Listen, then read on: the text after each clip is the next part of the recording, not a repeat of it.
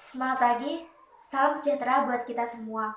Pada kesempatan kali ini, saya akan mempresentasikan mengenai materi dengan judul Supervisor dan Instrumen Bantu Pengawasan. Di sini saya akan menjelaskan sekilas mengenai materi yang akan sampaikan nanti, yaitu supervisor dalam menjalankan tugasnya tentu memerlukan alat bantu yang berfungsi sebagai instrumen pengawasan. Alat bantu ini beroperasi pada bagian produksi dan bagian pelayanan. Alat bantu di sini antara lain yang pertama adalah production record, yang kedua SPV manual, yang ketiga employer present record, yang keempat daftar penilaian diri, yang kelima peran house rule, yang keenam adalah logbook SPV.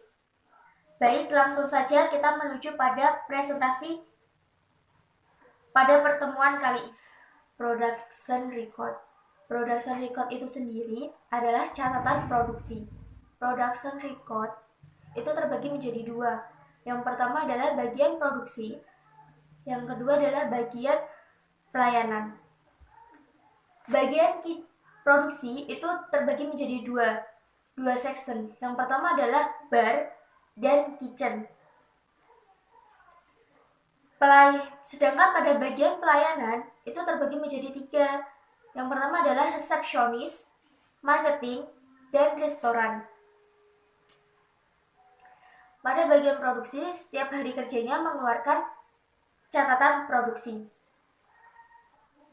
Catatan ini perlu karena berkaitan dengan seberapa banyak material yang dipakai untuk memproduksi makanan atau minuman. Catatan ini setelah 1 minggu atau 1 bulan akan direkapitulasi menjadi monthly production record dan akan dibandingkan dengan monthly production cost. Perbandingan ini akan terdapat rasio antara biaya produksi dengan nilai beban yang dipakai. Dari situlah kita mengetahui apakah biaya produksi itu efektif atau terjadi pemborosan. Apabila terjadi pemborosan, maka perlu ditinjau lebih jauh apa penyebab yang menimbulkan pemborosan pada biaya produksi. Biasanya di bagian produksi, pemborosan itu terjadi karena ada beberapa sebab. Yang pertama, karena faktor kelelahan karyawan yang memproduksi makanan atau minuman secara berlebih. Sedangkan yang kedua adalah karena faktor kinerja supervisor itu sendiri. Sedangkan pada bagian pelayanan, terutama pada bagian restoran, supervisor akan meninjau apa kendala dan apa masalah pada produksi pelayanan itu sendiri. Pada bagian pelayanan itu sendiri juga mengeluarkan catatan yang berupa nama seperti restoran report, marketing report, dan bar report. SPV manual. Manual itu sendiri adalah buku panduan khusus yang didesain untuk suatu jabatan. Di suatu hotel, chef manual ditujukan pada pimpinan dapur, sedangkan SPV manual ditujukan untuk para supervisor. Manual dalam penggunaannya tidak akan sama karena kebutuhannya pun berbeda. Beberapa kemungkinan yang terjadi dengan sehubungan adanya manual, yaitu yang pertama adalah tak semua perusahaan memiliki manual. Oleh karena itu, SPV diharuskan mempunyai manual sendiri untuk dijadikan bahan acuan. Yang kedua, manual harus mengacu pada perusahaan tersebut dan aturan yang berlaku. Yang ketiga, tak semua jabatan memegang manual. Dan yang terakhir, manual impor dapat diakses apabila memenuhi kriteria kultur dan kondisi dan sudah sesuai dengan kedua hal tersebut. Perlu diingat, seperti yang sudah saya blog pada presentasi saya itu, supervisor manual diharapkan mempunyai persepsi dan tindakan yang tidak berbeda dengan manual tersebut.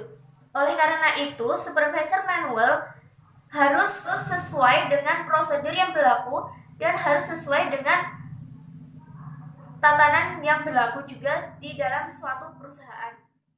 Selanjutnya kita menuju pada materi Employer Present Record. Pada Employer Present Record di sini membahas mengenai daftar hadir pegawai. Keharusan mengisi daftar hadir atau EPR tidak hanya untuk calon pegawai di suatu pendidikan, tetapi juga bagi semua pekerja. Di hotel, dalam pelaksanaan pengisian daftar hadir, biasanya memakai sidik jari dengan mesin yang canggih. Biasanya, pegawai melakukan pengisian daftar hadir pada pagi hari, dan ada juga yang melakukan pengisian daftar hadir pada sore hari, tergantung dengan ketentuan suatu perusahaan tersebut. Selanjutnya kita menuju pada daftar penilaian kerja. Daftar penilaian kerja di sini terdiri dari 3. Yang pertama adalah technical skill, yang kedua managerial skill, dan yang keempat adalah human skill. Akan kita bahas yang pertama adalah technical skill. Penilaiannya terhadap keterampilan teknis yang dimiliki oleh pegawai terkait tugas-tugas hariannya. Penilaian technical skill itu mencakup teknis pekerjaannya sebagai berikut. Ada 4 teknis pekerjaan yang dituju pada penilaian technical skill. Yang pertama adalah kombinasi, yang kedua kemampuan, yang ketiga pelaksanaan, yang keempat pembuktian. Pada kombinasi di sini adalah mengkombinasikan pekerjaan. Maksudnya, pegawai selama pada masa pekerjaan apakah sudah mengkombinasikan pekerjaan itu sendiri atau malah justru acuh dengan pekerjaannya. Hal ini juga berpengaruh pada penilaian diri karyawan. Selanjutnya adalah kemampuan. Kemampuan di sini adalah kemampuan merencanakan pekerjaan sendiri. Jadi di sini karyawan akan dinilai dengan menguji apakah karyawan tersebut sudah mampu dalam mengerjakan dan merencanakan pekerjaannya secara sendiri atau justru malah dibantu oleh anggota lain. Selanjutnya adalah pelaksanaan. Pada pelaksanaan ini yaitu tertuju pada melaksanakan prosedur kerja dengan objek tertentu. Maksudnya, karyawan dalam melaksanakan suatu objek harus sesuai dengan prosedur kerja yang berlaku. Oleh karena itu, hal ini juga bertujuan untuk penilaian technical skill dan penilaian diri. Yang terakhir adalah pembuktian. Pembuktian ini hanyalah pembuktian kepada hasil kerja. Hasil kerja karyawan selama dalam masa pekerjaan, selama dalam masa operasional pekerjaan itu sendiri. Selanjutnya adalah yang kedua adalah managerial skill. Poin penilaiannya adalah pada kemampuan managerial skill. Pada managerial skill, prestasi pemimpinan dinilai oleh top management itu sendiri. Di hotel, kepemimpinan sangat berpengaruh terhadap kinerja para bawahannya. Sehingga hal yang perlu kita ingat adalah jika leadership buruk, maka saat tersebut bisa dikatakan sudah separuh gagal. Sebab kelemahan itu akan memicu ketidakdisiplinan, menurunnya loyalitas pegawai yang pada saatnya akan semakin melemahnya perusahaan. Selanjutnya adalah human skill. Poin penting pada human skill di sini adalah bagaimana bekerja sama sebagai suatu tim dalam menyelesaikan suatu pekerjaan. Di human skill ini, perusahaan menilai suatu karyawan secara objektif, di mana perusahaan menilainya melalui rekan kerja lainnya dan dengan melakukan pengamatan pekerjaan tersebut. Hasil penilaian memiliki dua sisi. Yang pertama adalah penilaian objektif dan subjektif. Yang kedua adalah penilaian adil atau tidak adil. Yang ketiga, penilaian fair atau tidak fair. Yang keempat, penilaian berdasarkan prestasi real atau transaksi. Selanjutnya kita membahas mengenai peran house rule. Tujuan dari house rule itu sendiri adalah sebagai upaya preventif agar tidak terjadi pelanggaran, penyimpangan, kecurangan, atau tindakan kriminal di dalam suatu perusahaan. Dalam house rule, terdapat pasal yang mengatur sanksi pelanggaran yang terjadi. House rule dipakai untuk menjaga ketertiban dan kenyamanan perusahaan. Apabila suatu karyawan mendapati pelanggaran tertentu, maka akan dikenakan sanksi yang berlaku dalam house rule tersebut. House rule di sini merupakan aturan atau peraturan yang biasanya terdapat pada suatu perusahaan yang berlaku untuk keseluruhan pegawai di dalam suatu perusahaan tersebut.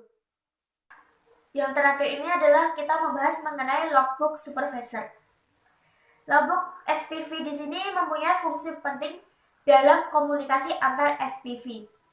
Persyaratan suatu logbook yang tertib antara lain, yang pertama adalah dalam satu ruang SPV hanya memiliki satu logbook saja.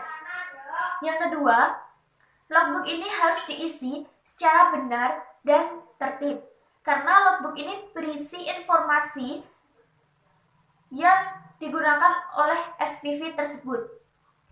Yang ketiga adalah semua SPV meyakini bahwa buku ini merupakan alat efektif untuk berkomunikasi. Logbook ini biasanya digunakan pada saat operasional hotel. Contohnya, semisal ada SPV yang akan libur, terutama SPV housekeeping yang akan libur, maka SPV housekeeping tersebut menitipkan pesan kepada SPV yang lain yang akan menggantikan SPV tersebut.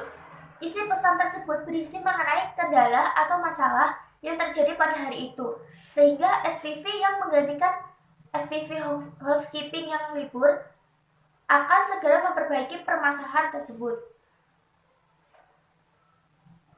Logbook ini juga berisi mengenai data keluarga, data diri karyawan, pelanggan, dan lain-lain. Sekian presentasi dari saya. Saya rasa presentasi ini cukup dan semoga materi yang sudah saya sampaikan bermanfaat. Dan apabila ada salah kata, saya mohon maaf yang sebesar-besarnya. Dan semangat pagi.